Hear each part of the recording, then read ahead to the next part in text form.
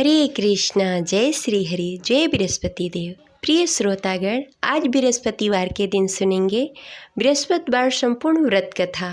इस कथा को पठन तथा श्रवण मात्र से भक्त के सभी मनोकामनाएं पूर्ण होती हैं, घर में सुख समृद्धि का वास होता है। तो आइए पूरी श्रद्धा और भक्ति के साथ सुनते हैं बृहस्पतिवार संपूर्ण व्रत कथा। तो प्रेम से बोलिए बृहस्पति भगवान की जय। जय श्री हरि।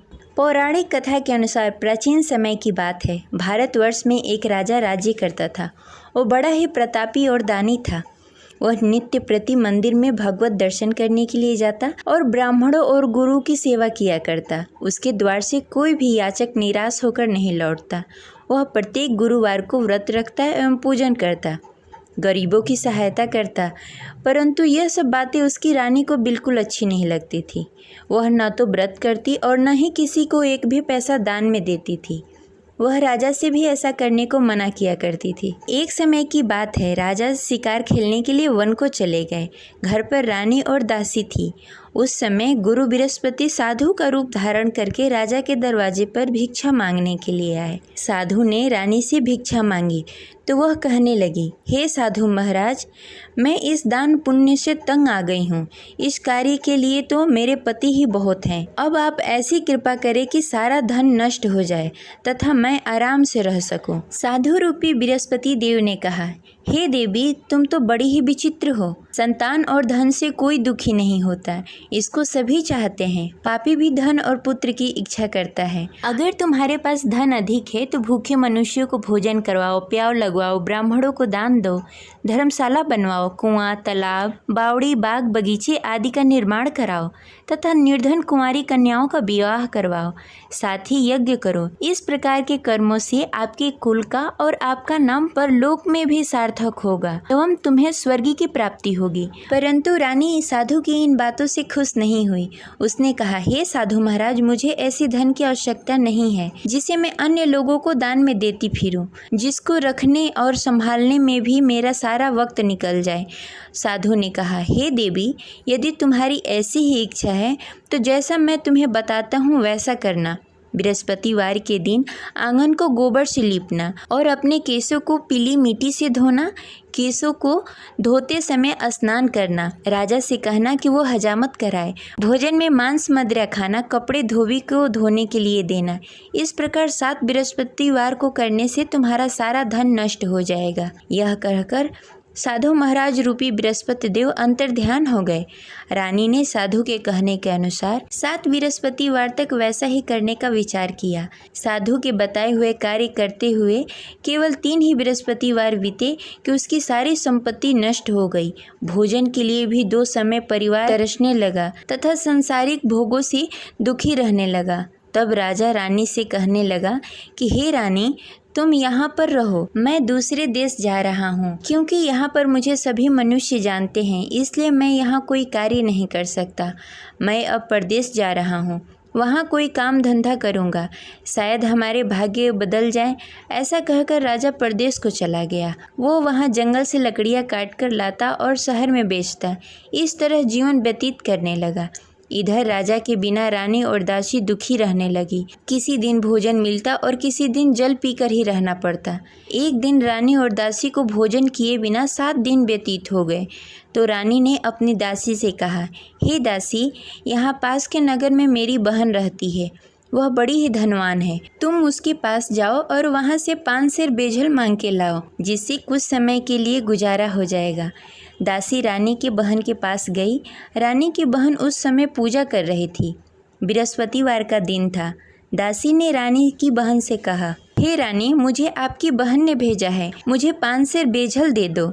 दासी ने यह बात अनेक बार कही, परंतु रानी की बहन ने कोई उत्तर नहीं दिया, क्योंकि वह उस समय बृहस्पतिवार का कथा सुन रही थी। जब दासी को रानी की बहन की कोई उत्तर नहीं मिला तो वह बहुत ही दुखी हुई। उसे क्रोध भी आया। वह लौटकर रानी से बोली, हे रानी, आपकी बहन बहुत ही घमंडी है। वह छोटे लोगों से बात नहीं करती। मैंने उससे कहा, उसने कोई उत्तर नहीं दिया। मैं वापस चली आई। रानी बोली, हे दासी, उसमें उसकी कोई गलती नहीं है। जब बुरे दिन आते हैं तब कोई असहारा नहीं देता। अच्छे बुरे का पता विपत्ति में ही लगता है। जो ईश्वर की इच्छा होगी वही होगा, यह सब हमारे भाग्य का दोष है। उधर रानी की बहन ने सोचा कि मेरी बहन की दासी आई हुई थी, परंतु मैं उससे नहीं बोली, इससे वह बहुत दुखी हुई होगी। अतः कथा सुन बृहस्पति भगवान का पूजन समाप्त करके अपनी बहन के घर गई और कहने लगी, हे बहन, मैं बृहस्पतिवार का व्रत कर रही थी, तुम्हारी दासी हमारे घर आई थी, परंतु जब तक हम कथा सुनते हैं तब तक हम लोग न उठते हैं न किसी से बातें करते हैं, इसलिए मैं नहीं बोली। कहो दासी क्यों गई थी? रानी बोली, बहन, हमारे घर अनाज नहीं था। वैसे तुमसे कोई बात छिपी नहीं है, इस कारण मैंने दासी को तुम्हारे पास 5 सर बेजल के लिए भेजा था। रानी की बहन बोली, बहन देखो, बृहस्पति भगवान सबकी मनोकामनाएं पूर्ण करते हैं, देखो शायद तुम्हारे घर में कहीं अनाज रखा हो। यह सुनकर दासी घर के अंदर गई, वहाँ से उसे एक घड़ा बेजल का भरा हुआ मिल गया। उसे बड़ी हैरानी हुई क्योंकि उसके एक एक बर्तन देख लिया था। उसने बाहर आकर रानी को बताया। दासी अपने रानी से कहने लगी, हे रानी देखो, वैसे हमको जब अन्न नहीं मिलता तो हम रोज ही व्रत करते, अगर इनसे इस व्रत की विधि और कथा पूछ ली जाए तो हम भी इस व्रत को किया करेंगे। दासी के कहने पर रानी ने अपनी बहन से बृहस्पतिवार के व्रत के बारे में पूछा। उसकी बहन ने बताया, हे रानी बहन, बृहस्पतिवार को सूर्योदय से पूर्व उठकर स्नान आदि से निवृत्त होकर बृहस्पतिवार का व्रत करना चाहिए, लेकिन उस दिन सिर नहीं धोना चाहिए। बृहस्पतिवार के व्रत में चने की दाल और मुनक्के से विष्णु भगवान और केले के वृक्ष की जड़ की पूजन करनी चाहिए तथा दीपक जलाएं। उस दिन एक ही समय भोजन करें, भोजन पीले खाद्य पदार्थ का करें तथा कथा सुनें। इस प्रकार करने से गुरु भगवान प्रसन्न होते हैं और अन्न पुत्र धन देते हैं। इस प्रकार व्रत और पूजन की विधि बताकर रानी की बहन अपने घर को लौट गई। रानी और दासी दोनों ने ही निश्चय किया कि वे बृहस्पति भगवान का पूजन जरूर करेंगी। 7 दिन बाद जब बृहस्पतिवार आया तो दोनों ने व्रत रखा। घुड़सार में जाकर चना और गुड़ बीन लाई तथा उसकी दाल से केले की जड़ में विष्णु भगवान का पूजन किया। अब भोजन कहाँ से आए? दोनों बड़ी ही दुखी हुई, परंतु उन्होंने व्रत किया था, इस कारण बृहस्पति देव भगवान प्रसन्न थे। वे एक साधारण व्यक्ति के रूप में 2 थालों में सुंदर पीला भोजन लेकर आए और दासी को देकर बोले, हे दासी, यह भोजन तुम्हारे और रानी के लिए है, तुम दोनों करना। दासी भोजन पाकर बड़ी ही प्रसन्न हुई और रानी से बोली, रानी जी भोजन कर लो। रानी को भोजन आने के बारे में कुछ पता नहीं था, इसलिए वह दासी से बोली, जा तू ही भोजन कर ले, क्योंकि तू हमारी व्यर्थ में हंसी उड़ाती है। दासी बोली, एक व्यक्ति अभी भोजन देकर गए हैं। रानी कहने लगी, वह भोजन तेरे लिए दे गए होंगे, तू ही भोजन कर ले। दासी ने कहा, वह व्यक्ति हम दोनों के लिए भोजन की थाली लेकर आए हैं, इसलिए मैं और आप दोनों ही साथ भोजन करेंगी। फिर दोनों ने गुरु भगवान का नमस्कार किया और भोजन प्रारंभ किया। उसके बाद से वे प्रत्येक बृहस्पतिवार को गुरु भगवान का व्रत और पूजन करने लगी। बृहस्पति भगवान की कृपा से उसके पास धन हो गया, परंतु रानी फिर पहले की तरह आलस्य करने लगी। तब दासी बोली, देखो रानी, तुम पहले भी इस प्रकार का आलस करती थी, तुम्हें धन को रखने में कष्ट होता था, इस कारण सभी धन नष्ट हो गए। अब गुरु भगवान की कृपा से धन मिला है तो फिर तुम्हें आलस्य होता है। बड़ी मुसीबतों के बाद हमने यह धन पाया है, इसलिए हमें दान पुण्य करना चाहिए। तुम भूखे मनुष्यों को भोजन कराओ, प्याव लगवाओ, ब्राह्मणों को दान दो, कुआं, तालाब, बावड़ी आदि का निर्माण कराओ, मंदिर पाठशाला बनवाओ, दान दो, कुंवारी कन्याओं का विवाह करवाओ। धन को शुभ कार्यों में खर्च करो, जिससे तुम्हारे कुल और यश बढ़े तथा स्वर्ग की प्राप्ति हो और पितृ प्रसन्न हो। दासी की इन बातों को मानकर रानी ने इसी प्रकार का कार्य करना प्रारंभ कर दिया, जिससे उसका काफ़ी यश फैलने लगा। एक दिन रानी और दासी आपस में विचार करने लगी, न जाने राजा किस दशा में होंगे, उनकी कोई खोज खबर नहीं है। गुरु भगवान से उन्होंने प्रार्थना की और भगवान ने रात्रि में राजा को स्वप्न में कहा, हे राजा उठ, तेरी रानी तुझे याद करती है, अब अपने देश को लौट जा। राजा प्रातःकाल उठकर जंगल से लकड़ियाँ काटकर लाने के लिए जंगल की ओर चल पड़ा। जंगल में गुजरते हुए वह सोचने लगा, रानी की गलती से कितने दुख भोगने पड़े। राजपाट छोड़कर जंगल में आकर रहना पड़ा। जंगल में लकड़ियां काटकर उन्हें बेचकर गुजारा करना पड़ा। उसी समय उस जंगल में बृहस्पति देव साधु के रूप में प्रकट हुए और राजा से पूछने लगे, हे लकड़हारे, तू इस सुनसान जंगल में किस चिंता में बैठा है, मुझे बताओ। यह सुनकर राजा के नेत्रों में जल भर आया और साधु की वंदना कर बोला, हे प्रभु, आप सब कुछ जानते हैं। इतना कहकर राजा ने साधु को अपनी संपूर्ण कहानी सुनाई। महात्मा तो स्वभाव से ही दयालु होते हैं। वे राजा से बोले, हे राजा, तुम्हारी रानी ने बृहस्पति देव के प्रति अपराध किया था, जिसके कारण तुम्हारी यह दशा हुई। अब तुम किसी प्रकार की चिंता मत करो, भगवान तुम्हें पहले से भी अधिक धन देंगे। देखो, तुम्हारी पत्नी ने बृहस्पतिवार का व्रत करना प्रारंभ कर दिया है। अब तुम भी बृहस्पतिवार के दिन व्रत रखो। चने की दाल और गुड़ जल के लोटे में डालकर केले के पत्ते में विष्णु भगवान का पूजन करो। फिर कथा कहो या सुनो, भगवान तुम्हारी सब मनोकामनाएं पूर्ण करेंगे। साधु को प्रसन्न देखकर राजा बोला, हे प्रभु, मुझे लकड़ी बेचकर इतना पैसा भी नहीं बचता जिससे भोजन करने के उपरांत कुछ बचा सकूं। मैंने रात्रि में अपनी रानी को व्याकुल देखा। मेरे पास कोई साधन नहीं जिससे समाचार जान सकूं। फिर मैं बृहस्पतिवार की कौन सी कहानी कहूँ या सुनूं, मुझको तो कुछ भी मालूम नहीं है। साधु ने कहा, हे राजा, तुम किसी बात की चिंता मत करो। बृहस्पतिवार के दिन तुम रोजाना की तरह लकड़ियाँ लेकर शहर जाओ। तुम्हें रोज से दुगना धन प्राप्त होगा, जिससे तुम भली भांति भोजन कर लोगे तथा बृहस्पति देव की पूजा सामग्री भी लेकर आओगे। बृहस्पति देव की कथा इस प्रकार है। प्राचीन काल में एक बहुत ही निर्धन ब्राह्मण था। उसके घर में कोई संतान नहीं थी। वह नित्य प्रति पूजा पाठ करता, परंतु उसकी स्त्री बहुत ही मलिनता के साथ रहती। वह न स्नान करती, न ही किसी देवता का पूजन करती। प्रातःकाल उठते ही सर्वप्रथम भोजन करती, बाद में कोई अन्य कार्य करती। ब्राह्मण देवता बहुत ही दुखी रहते थे। पत्नी को बहुत समझाते, किंतु उसका कोई परिणाम नहीं निकलता।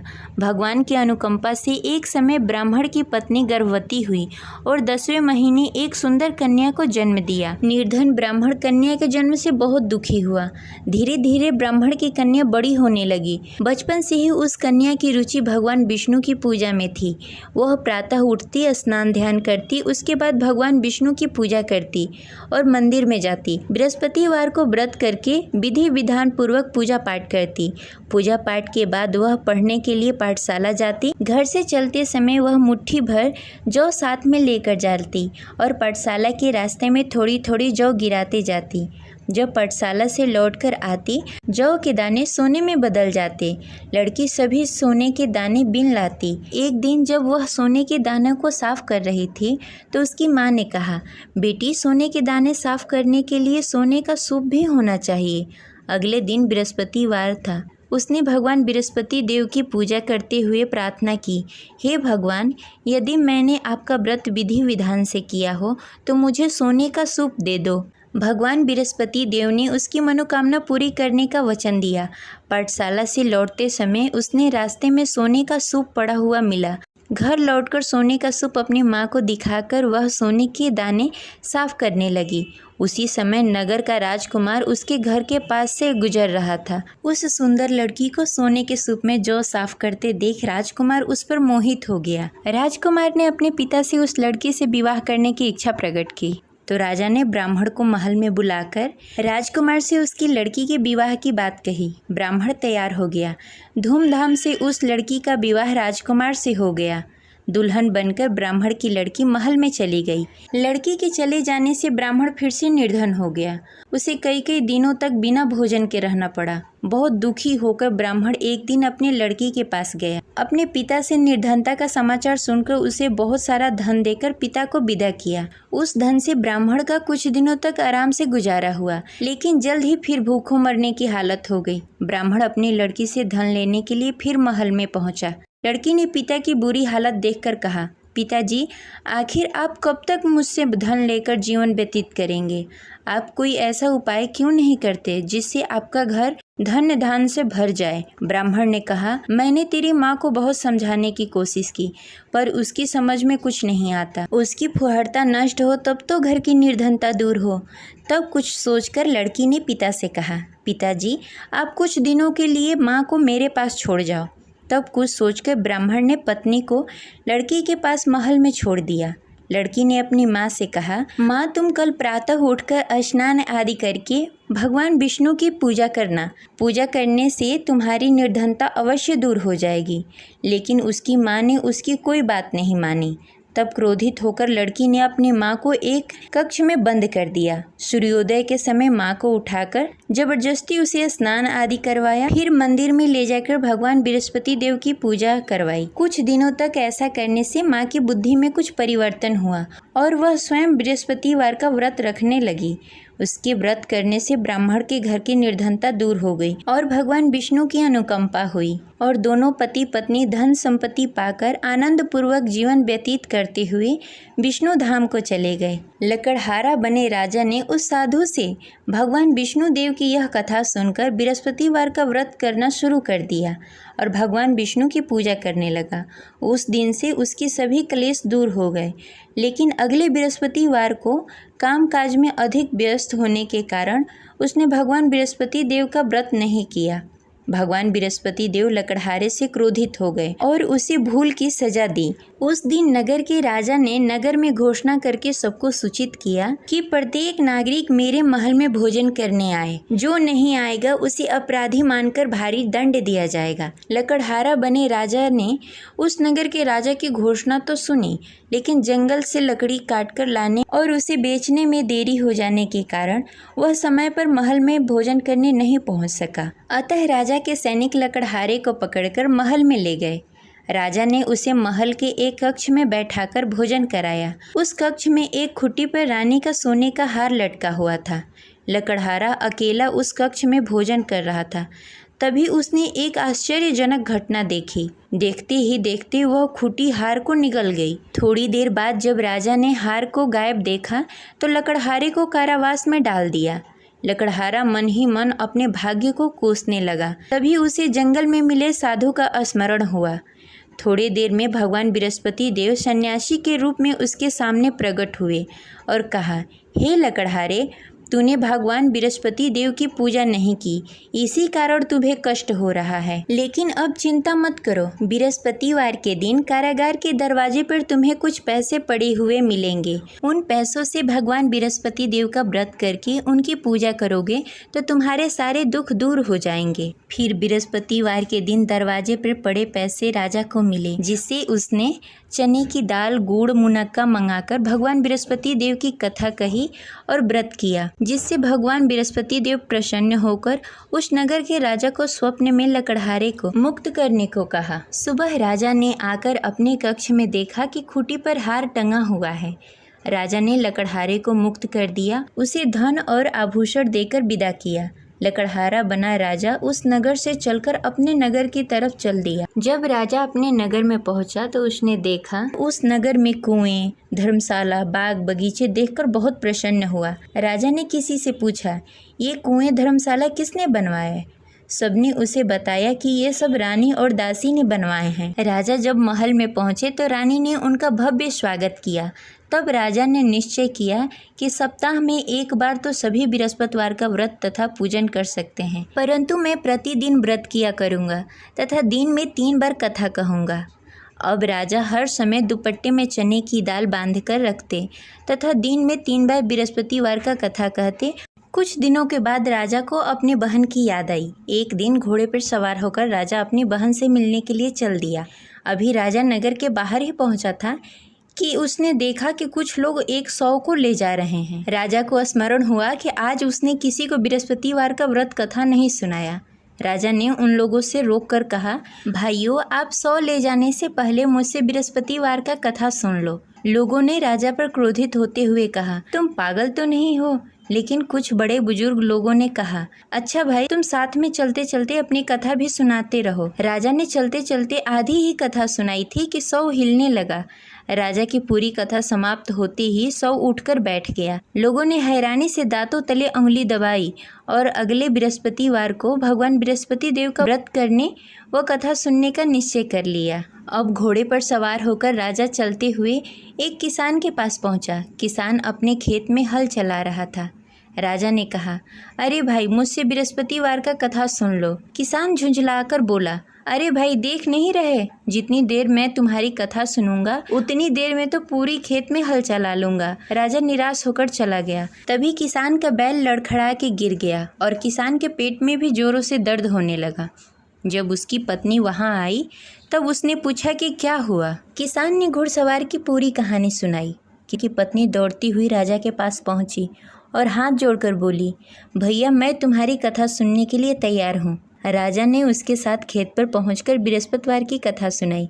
तभी बैल भी उठकर खड़ा हो गया और किसान के पेट का दर्द भी तुरंत ठीक हो गया। राजा वहां से अपने घोड़े पर सवार होकर अपने बहन के घर पहुंचा। तब राजा की वहां बहुत आव भगत हुई। अगले दिन सुबह उठकर राजा ने देखा घर के सभी लोग भोजन कर रहे हैं। किसी भूखे को बृहस्पतिवार का कथा सुनाए बिना राजा कभी भोजन नहीं करता था। उसने बहन से कहा, बहन, क्या घर में कोई ऐसा व्यक्ति है जिसने भोजन नहीं किया हो? उसकी बहन ने बोला, भैया, हमारे घर तो क्या, आपको पूरे नगर में कोई ऐसा व्यक्ति नहीं मिलेगा जिसने सुबह सुबह भोजन नहीं किया हो। तब राजा ने बहन के घर से निकलकर उस नगर में बिना भोजन किए हुए व्यक्ति की तलाश करनी शुरू की। एक गडेरिये के घर में उसका बेटा बीमार होने के कारण भूखा रह गया था। राजा ने उसको जाकर बृहस्पतिवार का कथा सुनाया। कथा सुनते सुनते गडेरिये की बेटी की बीमारी भी ठीक हो गई। सबने राजा की बहुत प्रशंसा की। एक दिन राजा ने अपनी बहन से कहा, बहन, अब हम अपने घर जाना चाहते हैं, तुम भी हमारे साथ चलो, कुछ दिन वहाँ रहकर लौट कर आना। राजा की बहन ने अपनी सास से पूछा तो सास ने ताने देते हुए कहा, बहू, मायके जाना हो तो अकेली जाना, मेरे पोतों को लेकर नहीं जाना। तुम्हारे भाई की कोई संतान नहीं है, कहीं तुम्हारी भाभी मेरे पोतों को भी जादू टोना न कर दे। दूसरे कक्ष में बहन की सास की बातें सुनकर राजा दुखी मन से अकेले ही अपने नगर को लौट गया। रानी ने राजा से कहा, आप तो अपनी बहन को साथ लाने गए थे, फिर बहन को साथ क्यों नहीं लेकर आए? तब राजा ने दुखी होते हुए कहा, रानी, हम निसंतान हैं, इसलिए कोई हमारे घर आना पसंद नहीं करता। रानी ने राजा को समझाते हुए कहा, मैं बृहस्पति देव ने सब कुछ दिया है, अब भगवान बृहस्पति देव हमें संतान भी अवश्य देंगे। बृहस्पतिवार को विधि पूर्वक व्रत करते हुए राजा और रानी ने भगवान बृहस्पति देव से संतान के लिए प्रार्थना की। कुछ दिनों के बाद ही रानी गर्भवती हो गई। 10वें महीने रानी ने एक सुंदर बालक को जन्म दिया। राजा रानी जीवन पर्यंत बृहस्पतिवार का व्रत करते रहे। उनके घर में धन धान्य की वर्षा होती रही। इस तरह अनंत पूरक जीवन यापन करते हुए राजा रानी भगवान बृहस्पति देव की अनुकंपा से मोक्ष को प्राप्त हो गए। बृहस्पतिवार को विधि पूर्वक व्रत करके जो स्त्री पुरुष भगवान विष्णु की पूजा करते हैं उनकी सभी मनोकामनाएं पूर्ण होती है। जय बृहस्पति देव। इस प्रकार यह कथा संपन्न हुई। आशा करते हैं आपको अच्छी लगी होगी। तो इस वीडियो को ज़्यादा से ज़्यादा लोगों को शेयर करें और इस चैनल को सब्सक्राइब करके बेल आइकन को प्रेस कर लें। मिलते हैं अगले वीडियो में, तब तक के लिए हरे कृष्णा, जय बृहस्पति देव।